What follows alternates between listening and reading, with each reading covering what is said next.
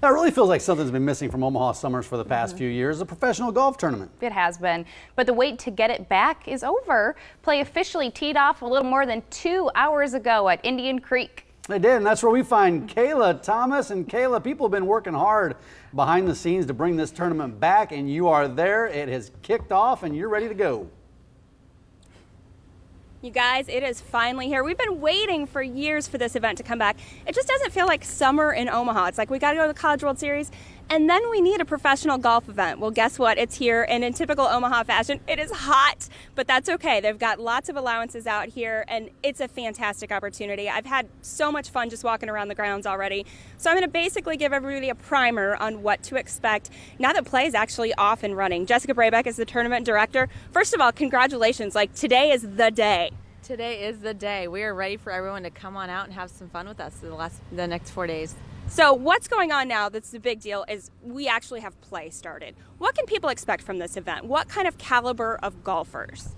So we have the up-and-coming Tiger Woods. We have the up-and-coming household names in golf right here in your local, in your local community. So we have 156 golfers out here today and tomorrow vying for our champion of the event.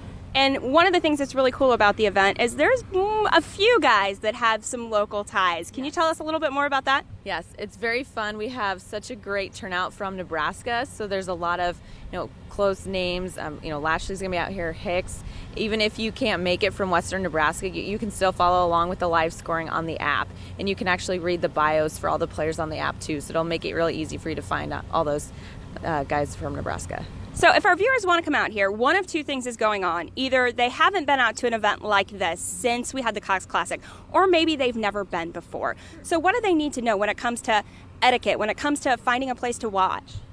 We do allow phones on the golf course. We ask that you put them on vibrate. We also do not encourage filming of the golfers. However, if you want to take a selfie, that's okay, as long as you don't impede play. I've already done that today. Nice. So we also have a Snapchat filter, so you can have fun with that. So we do encourage people to come out.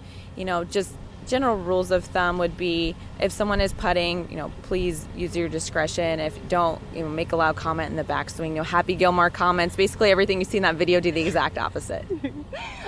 Where do people start? Because parking, they might be curious about that. So where do they go? Everyone parks at Metro Community College Elkhorn campus, and then they're going to ride an air-conditioned shuttle ride and be dropped off at the beautiful entrance of Indian Creek. And then they will walk through the main entrance gate and around to hole number 1. Okay, you mentioned the air-conditioned shuttle, so I think that's our natural segue to go ahead and talk about the heat. Water is allowed. What are the rules as far as what people can bring in to keep cool?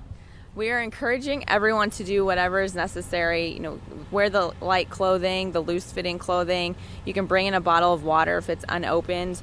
We also encourage you to bring in your own empty water bottle. We have water stations around the golf course. We have some extra pop-up tents that we are putting up to help with shade. And then we actually have some air-conditioned public dining that people can go to take a break from the heat. Right, so there's the opportunities. I've already had the opportunity to check that out.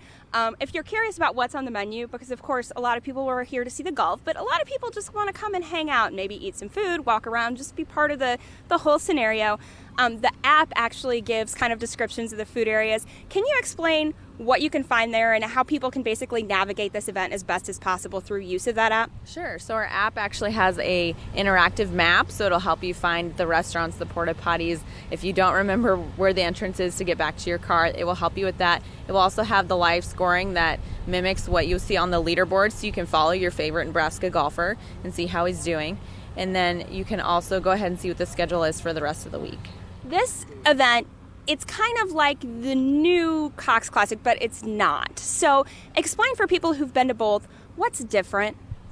It's different in that we're at a new home at Indian Creek. It's a different setup of golf course. You're going to see some different scores that we're pretty excited about.